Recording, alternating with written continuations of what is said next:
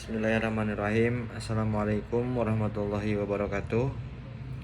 Perkenalkan, nama saya Syarifuddin dengan NIM 12130200082, jurusan Hukum Ekonomi Syariah semester 3 kelas B.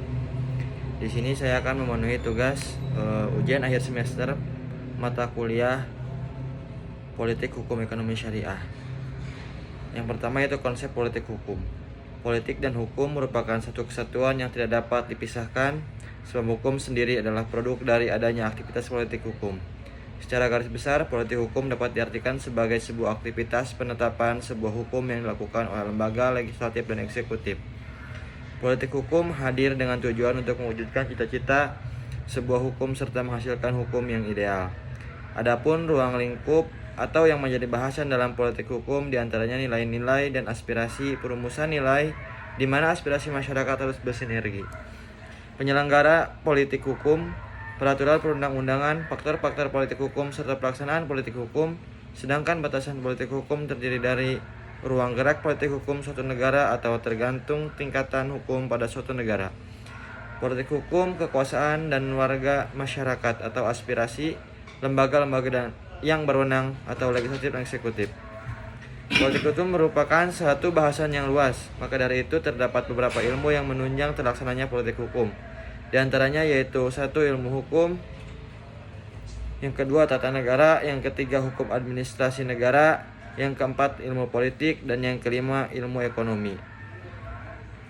Untuk selanjutnya di sini saya akan menjelaskan paper makalah kelompok saya yaitu kelompok 6 tentang Undang-Undang Nomor 34 Tahun 2014 tentang pengelolaan keuangan haji.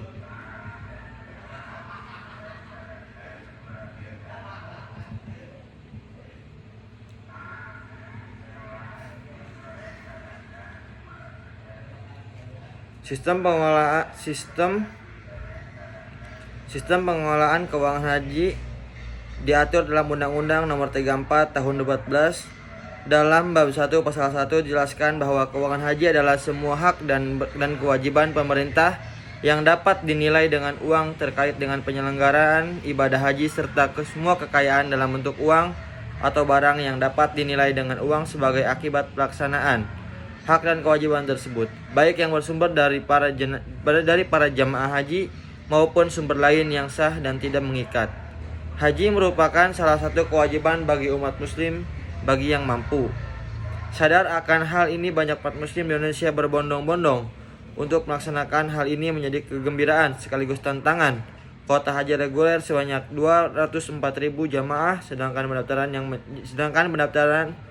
pendaftar dapat mencapai 600.000 orang setiap tahunnya. Berdasarkan dalam konstruksi penelitian yang sudah dipaparkan di atas, maka saran yang sanggup disampaikan yaitu merupakan menjadi berikut. Yang pertama yaitu BPKH.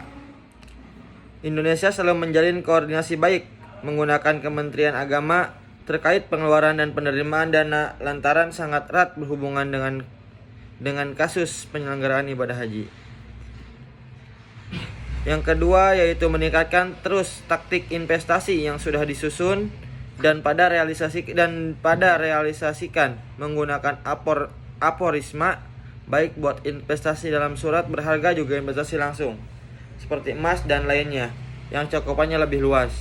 Yang ketiga yaitu menjalin kerjasama investasi lebih voli lagi, baik pada Indonesia, pada Arab Saudi, juga pada negara lain, buat menaikkan retum lebih akbar menurut dana haji tadi, menggunakan permanen menurut prinsip syariah, kehati-hatian keamanan, nilai manfaat, dan likuiditasnya.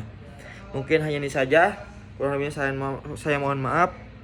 Ditutup. Akhirul salam. Wassalamualaikum warahmatullahi wabarakatuh.